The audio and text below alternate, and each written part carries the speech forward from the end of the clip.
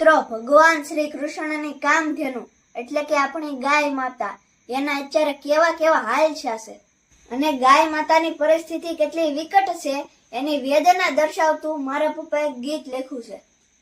તો હાલો મિત્રો, હું હવે મારા પપ્પા પાસેથી એ ગીત સંભળાવું કે એક ગાય માતાને વાચા ફૂટે છે અને ભગવાન શ્રી કૃષ્ણને ઠપકો આપે છે. તો મિત્રો, આ ગાય માતાની વેદના તમે આખી સાંભળજો. એ હું તો ગોકુળના ગૌધણની ગાવલડી, એ હું તો ગોકુળના ગૌધણની ગાવલડી, તારા ધણથી છૂટી પડી ગઈ કે શામ તને તોય ખબર ના રહી.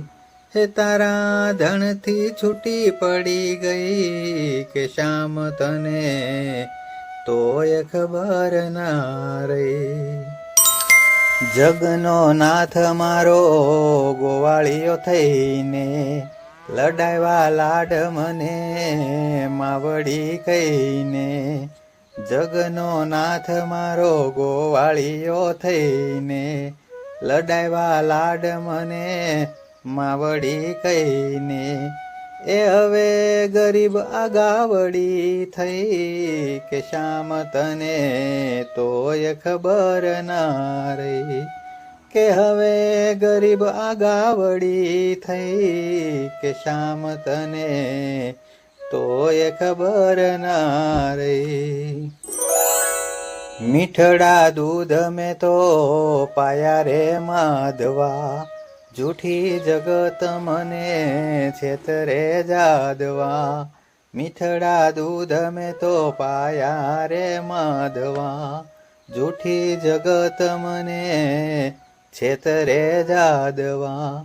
એ હું તો રસ્તે રજળતી થઈ કે શામ તને તોય ખબર ના રહી. હું હવે રસ્તે રજળતી થઈ કે શામ તને તોય ખબર ના રહી.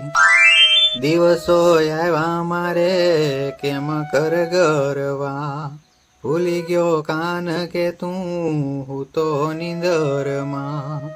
દિવસો આવ્યા મારે કેમ કર ગરવા, ભૂલી ગયો કાન કે તું હું તો નીંદરમાં. હે તારી યાદમાં ભાંભરી રહી કે શામ તને તોય ખબર ના રહી. હે તારી યાદમાં ભાંભરી રહી કે શામ તને તોય ખબર ના રહી. મનુ કહે મોહન આવીને એકવાર, કપરી દશા કેવી શામજી તું સુધાર. મનુ કહે મોહન આવીને એકવાર, કપરી દશા કેવી શામજી તું સુધાર. હે તારી કવલિક પાવા ગઈ કે શામ તને તોય ખબર ના રહી.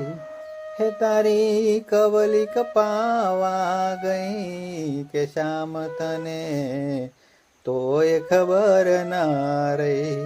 કે શામ તને તોય ખબર ના રહી. તો મિત્રો, આપણી ગાય માતાના અત્યારે આવા હાલ છે અને તમને આ રચના કેવી લાગી કોમેન્ટમાં જરૂર કહેજો અને જો સારી લાગી હોય તો આગળ શેર કરતા જાજો. જય શ્રી કૃષ્ણ.